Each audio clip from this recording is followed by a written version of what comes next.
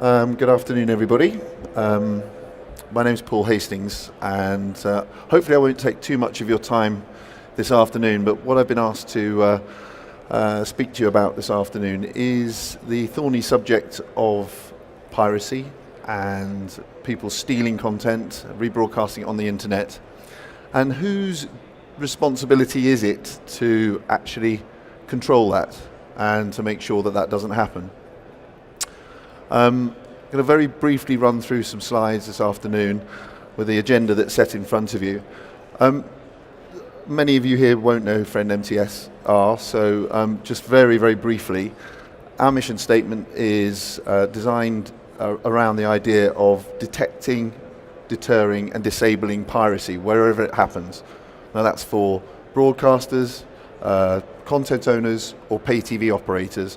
Our job is to try to make sure that premium content remains secure and remains only on the platforms of the people who are paying to receive that.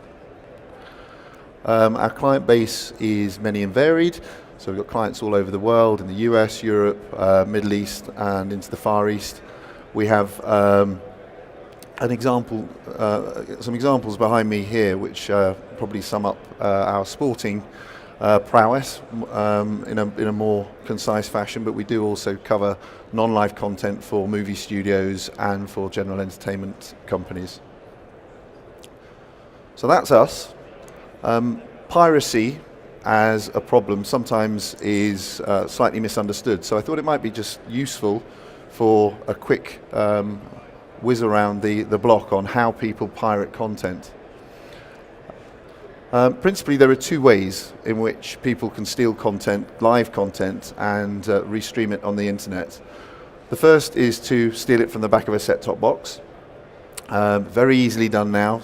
Take an HDMI cable out of the back and then strip out the HDCP, put it into a server and upload it to the cloud, and instantly it's available for people to be able to watch on a variety of different devices.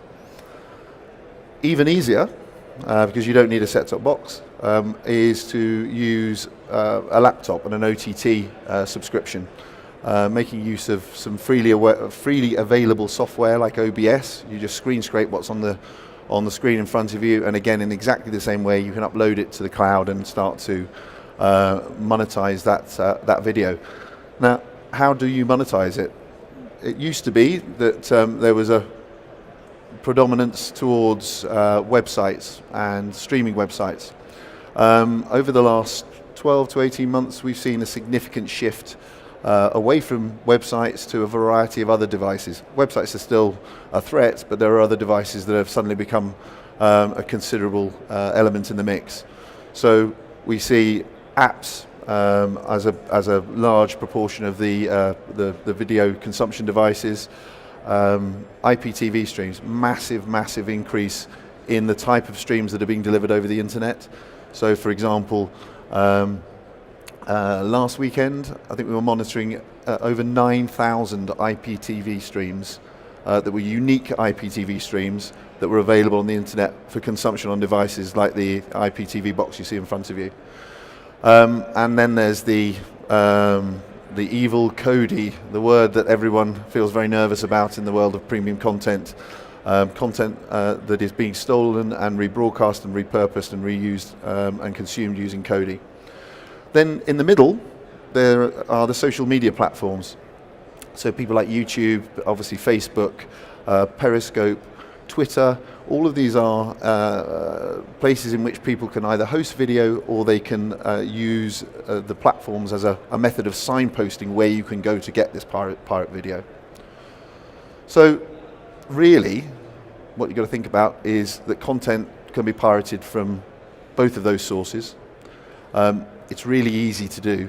Very easy. I mean, literally within 5 minutes you can be restreaming content illegally if you're so minded to do.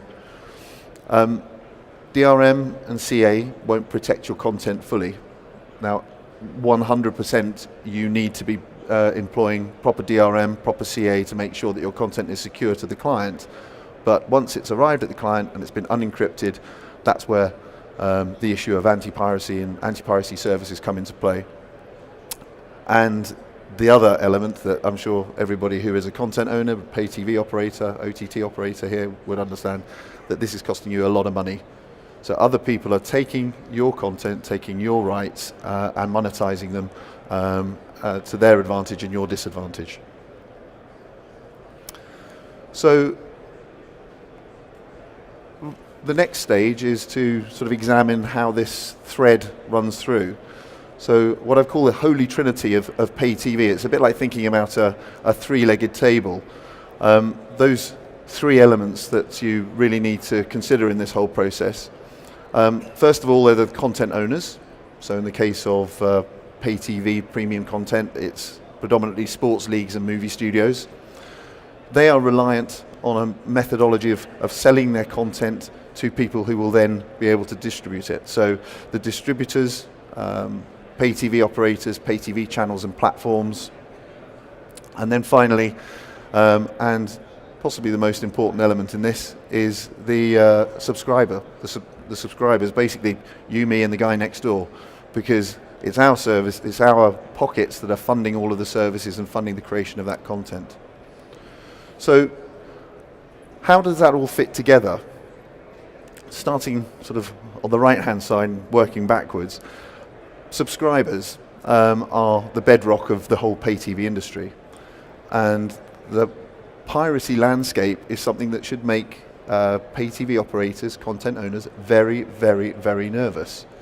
Because there was a YouGov survey, this is focusing on the UK, which was published this week, and it showed that nearly 5 million people in the UK were illegally streaming content using a variety of different IPTV boxes, Android boxes, or apps. The layer below that becomes even more interesting. So, quite number heavy, but 31% of those people who are using those pirate services believe that they will cancel their pay TV service or one of their pay TV services in the next 12 months because of the availability of pirated content on those platforms. So 31%, 1/3 of all of those people consider that they'll be able to swap out their pay TV service for pirate services and not be paying the relevant subscriptions for that. The other final piece is that of those people who are using pirate distribution methods,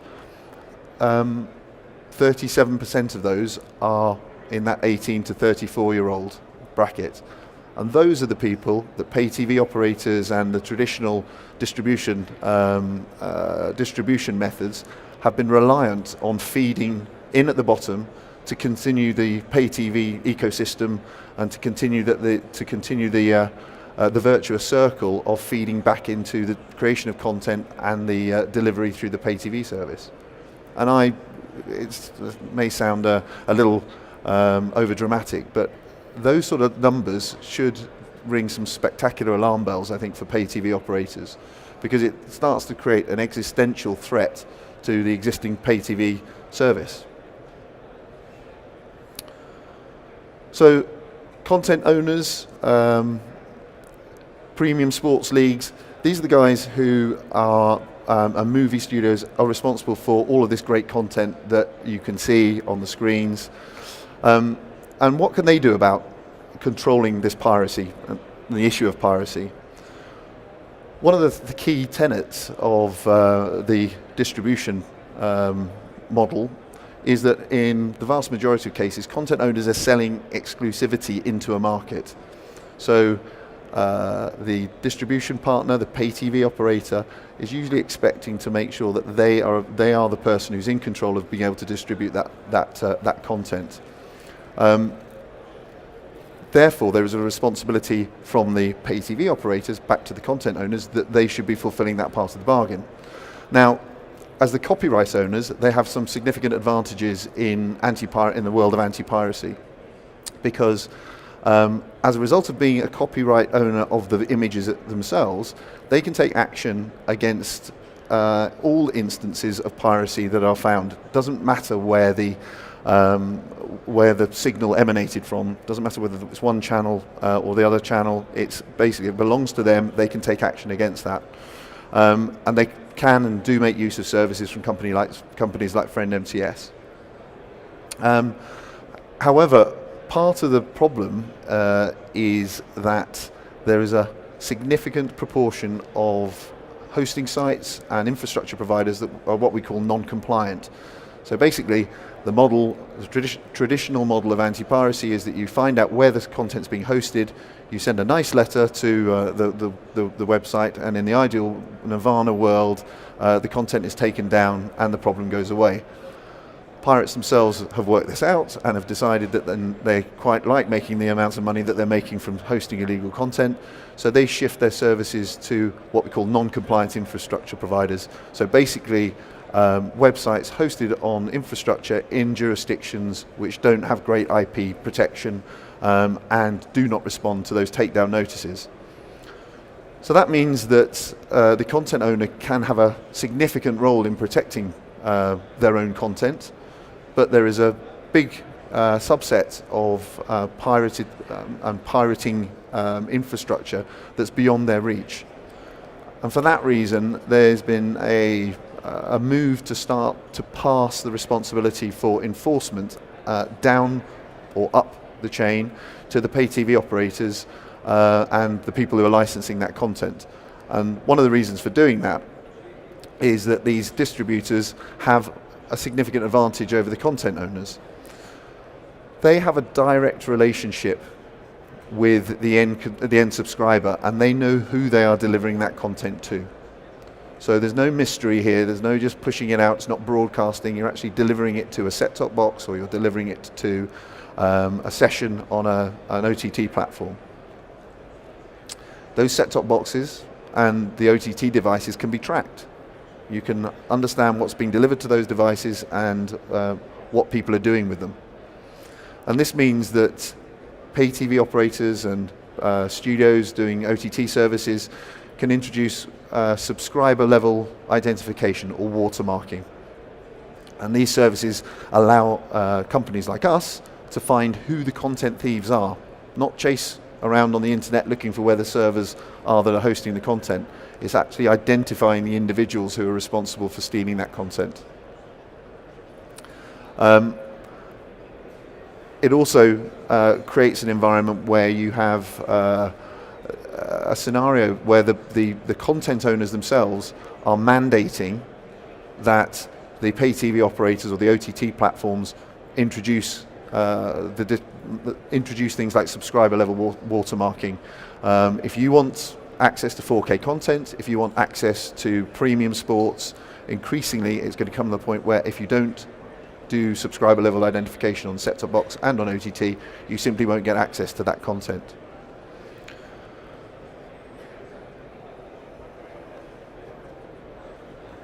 So the question ultimately then is, whose job is it to protect this content? And as ever, in most of these situations, there's no clear responsibility for one person over the other. It's a collaborative approach that's required. The content owners themselves have a significant advantage in certain environments because they have the ability to act on copyright, and they have the ability to be able to attack the pirates based on the fact that they own it, and it doesn't matter what the distribution mechanism is. The thing is as well, though, that content owners can and will raise the bar for content protection for their licensees. So as I said, pay TV operators will be required to offer subscription level identification. They will be required to make sure that they are the people who are able to understand which one of their content subscribers are stealing and rebroadcasting that content or channels. And the other element is that this level of protection needs to be a standard for all licensees. There's no point in a content owner saying to one provider, one pay TV operator, I want you to be doing subscriber watermarking, but I'm going to allow their content to go to other pay TV operators around the world that aren't doing that, because the pirates are smart. The pirates will work out very quickly where that content is protected and where it's not protected, and those will be the places that become the sources of piracy for the next movie or the next game, the next soccer match, the next basketball match, whatever it is. So there needs to be a collaborative approach. There needs to be a standard, responsible contractual obligation that's pushed down to make sure that all distribution partners are making sure that they are protecting content in exactly the same way as the rest of them. So that's my contribution to the debates this afternoon. Happy to take any questions now, but if there are any other questions that people would rather come and perhaps have a demonstration of the kind of services we've been talking about, we're over at the other end of the hall here, South Upper Hall, 10702.